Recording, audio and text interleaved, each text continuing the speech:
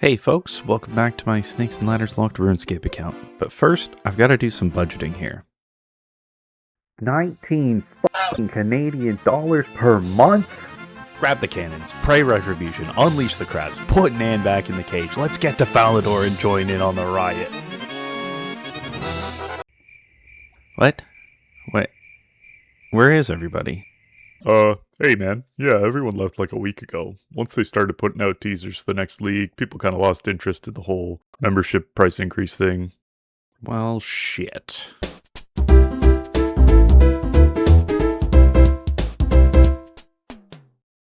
Now that I've had to cut in my food budget to play this account, I think I'm going to try and rush things a little bit more on this challenge. At the end of last episode, we got a pretty decent roll, sliding down a snake and getting both the Skull Scepter imbued, as well as a mithril armor set.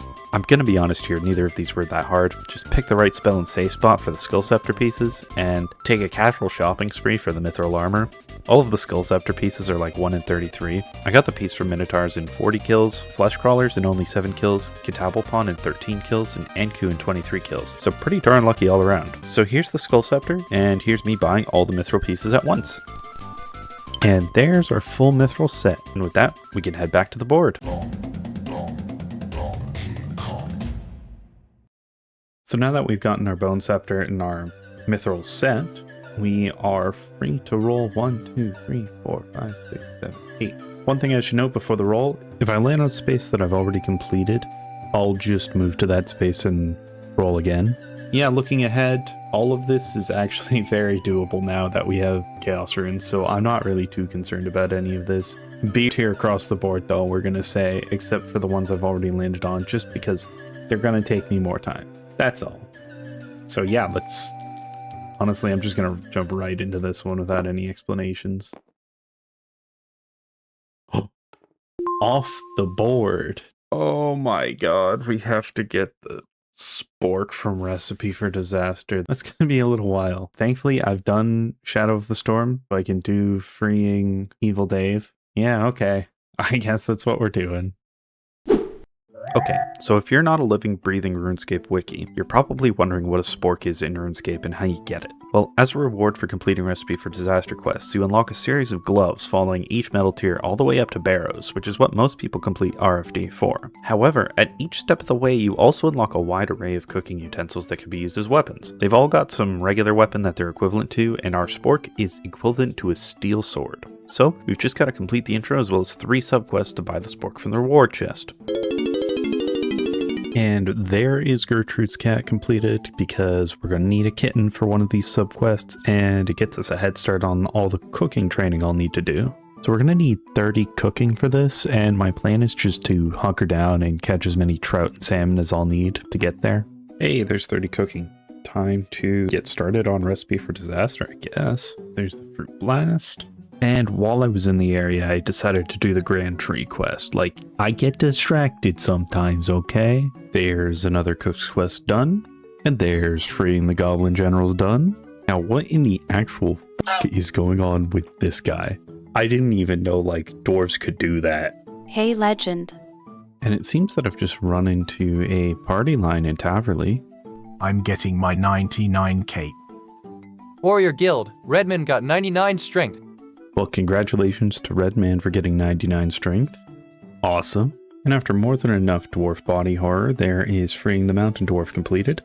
Finally, you would not believe how long it takes to grow a kitten. Exactly 3 hours, but anyways. And there's Freeing Evil Dave completed. We should be able to go get our spork here now. Wait, what the hell is the spatula doing here?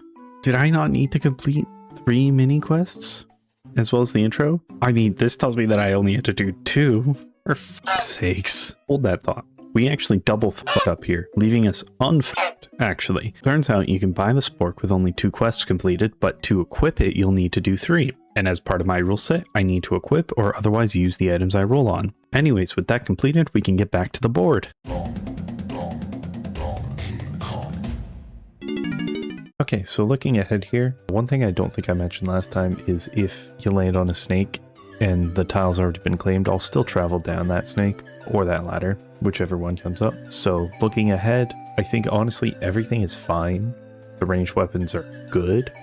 And the only thing I really want to avoid is this Shazian Armor 5, because I would have to get like 43 prayer to protect from melee. While it's totally feasible with Chaos Runes, I would just water bolt some blue dragons. It'll take a long time, it'll need a lot of money, and I'm just not interested in that right now, especially when I could roll on one of these ones that I've already... Well, I could roll on studded leather again, and then, oh, maybe we'll get that Dorgishan crossbow. Alright, I'll get into the roll. 7. Okay, 7 takes me up to Zerisian robes. I think that should be pretty easy. I just gotta get a few thieving levels, and then thieve the lizard man, shaman, chests. I should have this in no time at all. Incorrect. Before I explain that, let's examine how we get Zerisian robes. The only way to get them is to like and subscribe, but actually, the only way to get them is to craft them from Zerisian fabric with level 22 crafting. The most common place this drops is from stone chests and Mulk, which require 64 thieving. Now, for most people that's not too big of an issue, but I'm a guy who is employed and short on time and attention spans, so I did every single quest I could to get thieving XP. Shield of Arav, shout out to the guy who was my partner for this, which was required for ethically acquired antiquities. Then I did the feud and Death on the Isle. At this point, I was a measly 41 thieving, and so I spent a few more hours grinding out 50 thieving, only to find out that after spending all this time and my deadline impending to cancel my membership to seem cool with the Redditors, I was less than a quarter of the way to 64. And so I searched for alternatives, pointing my eyes a few pixels below the part of the wiki telling me to grind out a shit ton of thieving levels, to find that all sorts of lizardmen drop the fabric I need. And so my strategy was simple. Lizardmen like to hang out in an active war zone, so I bravely jumped into the field of battle, tagging monsters that were close to death and running away as soon as things looked dangerous. Anyways, I got ridiculously spooned on these, getting all 12 fabrics I needed in less than 60 kills. I guess you could say that sport came in handy. Get it? Because it's a spoon and a fork? Never mind, let's just get to the next roll.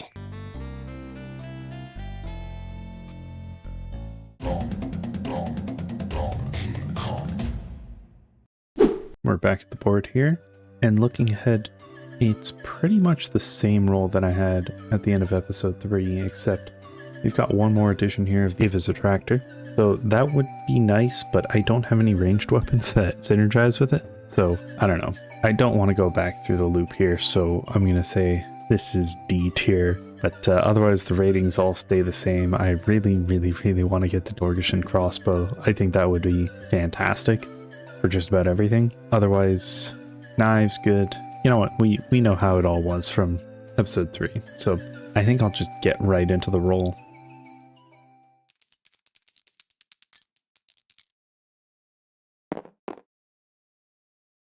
No fucking way.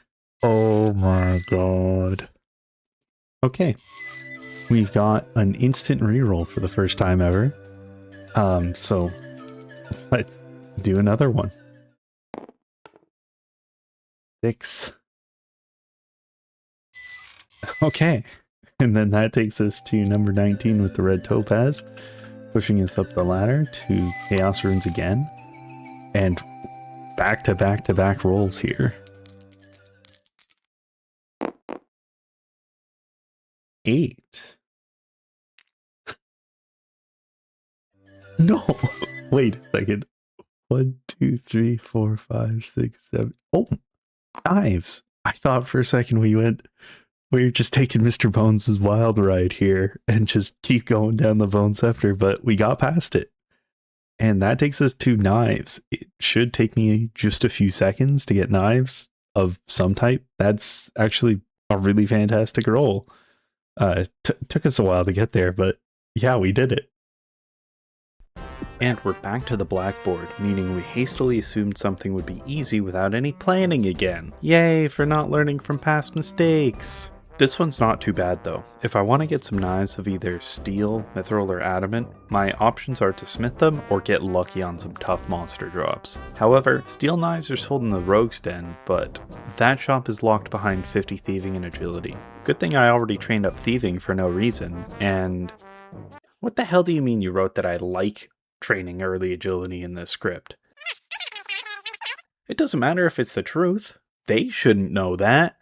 I'll get roasted out there. Anyways, I begrudgingly did a couple hundred rooftop laps for 50 agility. And there's our beautiful steel knives, unlocking a way to finally train ranged on our account. Wrapping things up, we've just got to grab a full adamant set from shops.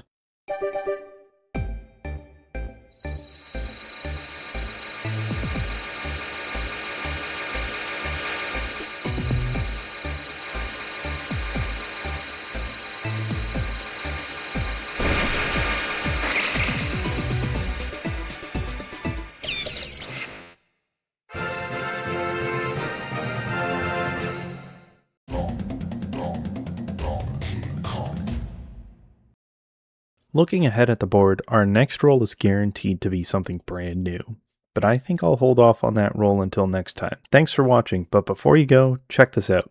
I got the RuneScape cookbook and made the Slop of Compromise from Recipe for Disaster. I gotta say, this was the best slop-inspired recipe I've ever had. It was an orange almond bread pudding. Anyways, I'll see you next time, and remember to like and subscribe. See ya!